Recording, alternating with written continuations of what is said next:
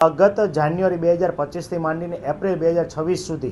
એટલે કે 12+4 મહિના દરમિયાન રાજકોટ મહાનગરપાલિકાની આરોગ્ય શાખા હેઠળ કુલ જે છે એ 10,433 જેટલી અરજીઓ છે લગ્ન નોંધણી માટે આવેલી હતી। એ અનુસંધાને જોવા જઈએ તો કુલ એ પૈકી 122 જેટલી અરજીઓ જે છે એ રિજેક્ટ થઈ છે અને બાકીની તમામ અરજીઓમાં આપણે મેરેજ સર્ટિફિકેટ જે છે ધારાધોરણ મુજબનું આપવામાં આવેલું છે। આ ખાસ કરીને 122 અરજીઓમાં રિજેક્શન પાછળના મુખ્ય કારણોમાં જોવા જઈએ તો